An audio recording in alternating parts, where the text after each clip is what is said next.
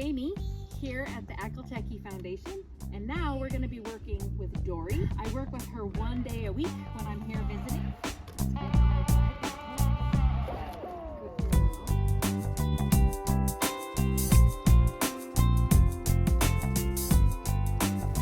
Dory's early rides have been going great, and she is responding really well to being started under saddle. The last video showed the process I use of picking up a rein, getting her to let go of a thought, and then to use her mind to engage in the thought of where I'd like her to go, and then her body follows, just like you saw there. If you haven't seen that video, I recommend checking it out. Links in the description. Today, I wanted to up the game a little and continue to practice these skills with a new layer, and that new layer is an open gate. It's really interesting to me when you open a gate. It creates this kind of suction magnet most of the time, and I wanted to see how Dory would respond to having this open gate in her environment. You can see here that I didn't go through that gate. I approached it to see how strong that magnet would be, and then I diverted, and now I'm just going to take a walk around the round pen with that gate there looming in the environment.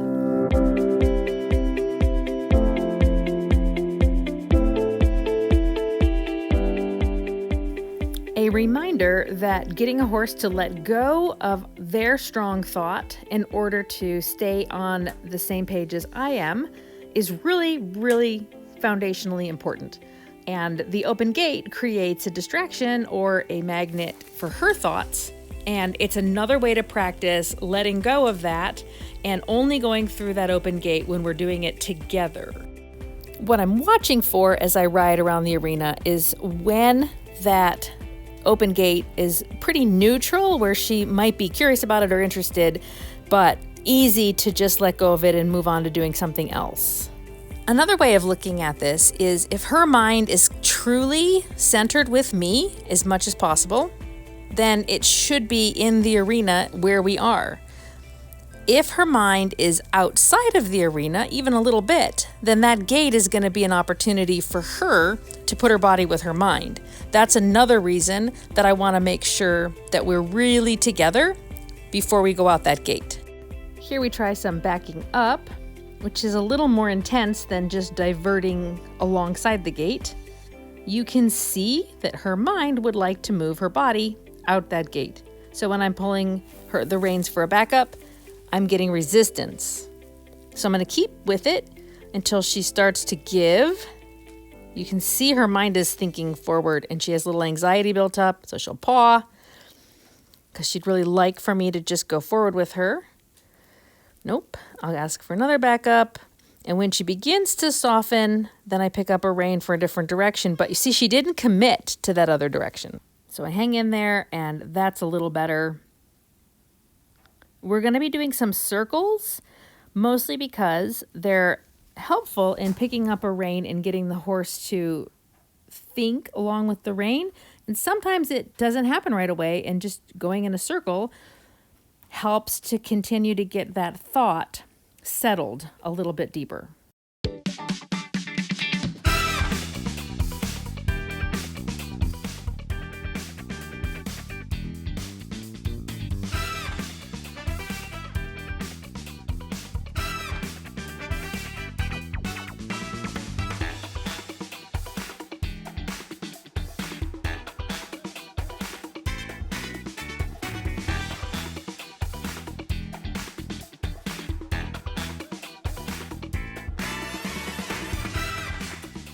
This is the point I finally feel that she's able to let go of that gate and stay with me enough that we can now try and exit.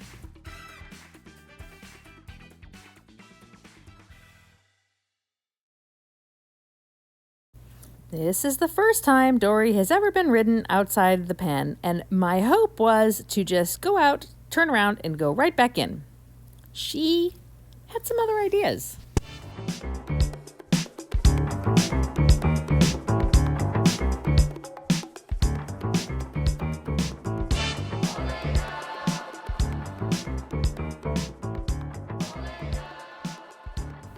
I I understand that this issue here, where we are not returning to the pen, is all in her mind. She does know how to walk forward, and she does take direction to the left and to the right, but her mind does not want to go back in that pen for whatever reason. I would be lying if I said that I wasn't a little concerned that now we had gotten out here into the shallow end of the great ocean of many hundred acres now accessible to us.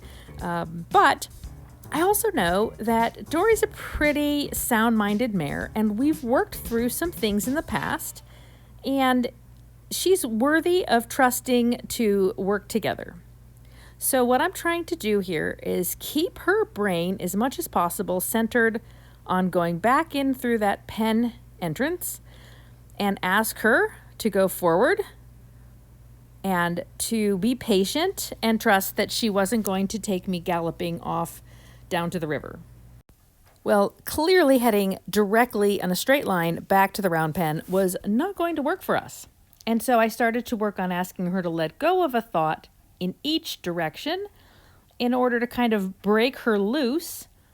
And here, even going with that thought, but then taking it into a full circle, you can see her poke her nose out when we hit the other end of that arc.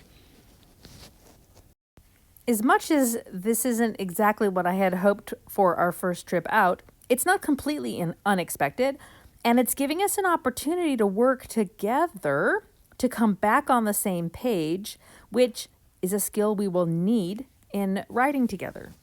Since brute force back into the pen wasn't going to work, we're now negotiating. So we're heading towards the pen, but not in a straight line, kind of at an angle. And now I'm going to ask her to let go of that direction and maybe head this way, and then block and ask for that way, and then block and ask for that way.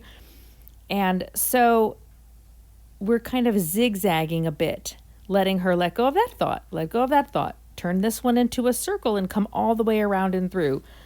And this will help us to work through this without going straight to force and having a big fight.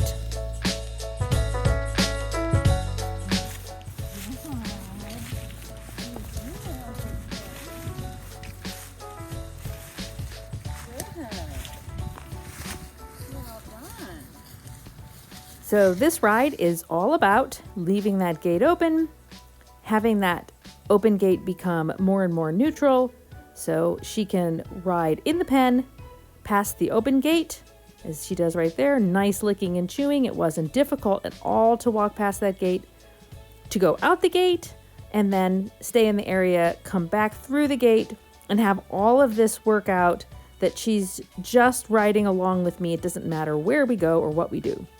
Here you can see I'm picking up that rein and getting a nice change. She's able to let go of whatever she's hanging on to pretty nice and smooth right there. I like that. That's a good sign.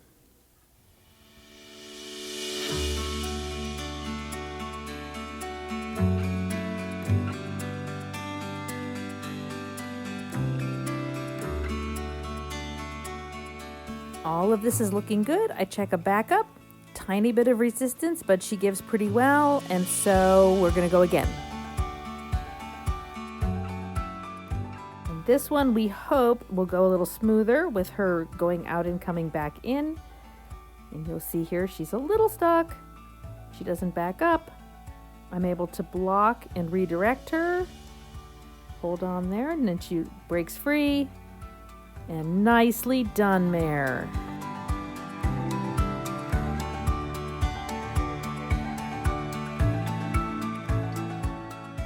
More practice. This time we're going to approach from the different direction. She seems pretty neutral, and we're going to go ahead and take that third trip. Really nice how she's thinking about that, and then we just walk on.